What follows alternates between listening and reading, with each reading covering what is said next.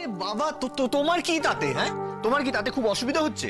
আমি যদি বাড়িতে বসে থেকে অফিসের কাজ ম্যানেজ করে নিতে পারি, তোমার কোথায় সমস্যা আমাকে বলো তো? আর যদি ম্যানেজ করতে নাও পারি সেটা আমি বুঝবো, আমাকে বুঝে নিতে দাও। তোমাকে তো এটা নিয়ে ভাবতে হবে না। অনির্বাণ, প্রথম দেখো আমি কি বলছি, যে আমরা তো 7-8 মাস এইভাবে বাড়িতে বসে থাকবো না, তাই না? এই প্রথম কয়েকটা মাস একটু রেস্টের দরকার। তারপরে তো আর বাকি 5 জনের মতন আমাদের জীবনটাও নর্মাল হয়ে যাবে, তখন আমি অফিসে যাব। তুমি শোনো, চুপ করে আমার কথাটা আগে শোনো, তাহলে বুঝতে পারবে। তুমি এইভাবে নিজের কাজের ক্ষতি করে ঘরে বসে আছো আমার চিন্তায়, আমার ভালো লাগছে না, সেটা আমার নিজেকে অপরাধী লাগছে। তাই আমি যেটুকু চেষ্টা করছি, আমাদের জন্য চেষ্টা করছি, আমাদের পরিবারের জন্য চেষ্টা করছি। এখন অফিস থেকে ফোন এসেছিল, তাই তো? কি বলছিল? সিরিয়াস কিছু না। সেই তো, সিরিয়াস কিছু না তো, সেই জন্যই তো এত সকাল সকাল তোমাকে ফোন করে মুখার্জিটা মিটিং অ্যাটেন্ড করতে বলছিল, তাই না? আরে বাবা, আমাদের একটা পুরনো ক্লায়েন্ট আছে, আইডিয়াল ফার্মা।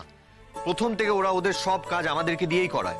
ওদের একটা নতুন প্রোডাক্ট লঞ্চ হচ্ছে, ওরা চাইছে আমরা যাতে প্রমোশনটা হ্যান্ডেল করি, আমরা সব কাজ করি ওদের। তার জন্য ওরা একটা আজ মিটিং ডেকেছে। আচ্ছা, আর তুমি ওই কোম্পানির সিইও হয়ে ওই মিটিং আজকে অ্যাটেন্ড করবে না বলছো? অনির্বাণ, তোমার কোম্পানিতে একটা সময় আমিও ছিলাম, সেটা ভুলে যাচ্ছ তুমি। আমি জানি আইডিয়াল থেকে প্রত্যেক বছর কত টাকার ব্যবসা আসে। তুমি একটা মন গড়া কারণে ওদেরকে অফেন্ড করবে? মন গড়া কারণ কেন বলছো রাই? এটা ততটাই সিরিয়াস যতটা ওই আইডিয়াল ফার্মার সাথে মিটিংটা সিরিয়াস। যাক, স্বীকার করলে তাহলে যে মিটিংটা জরুরি। হ্যাঁ, তাই আমি তো ভিডিও কলে সারাক্ষণ থাকবো বলেছি ওদেরকে। ভিডিও কলে কেন থাকবে?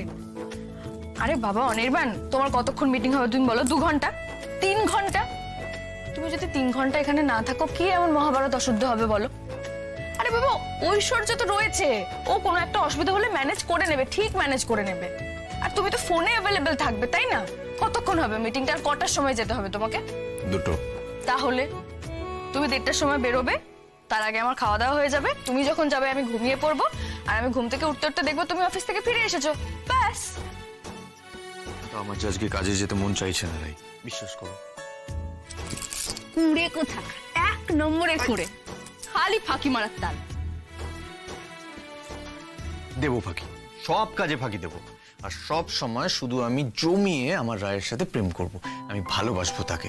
কোনো আপত্তি আছে তার? ভয়ানক আপত্তি আছে তার, ভয়ানক। তার কুড়ে মানুষ না একদম পছন্দ হয় না। তোমার কাছে তো কোনো ফাঁকি দেবো না, তোমাকে তো আমি শুধু ভালোবাসবো।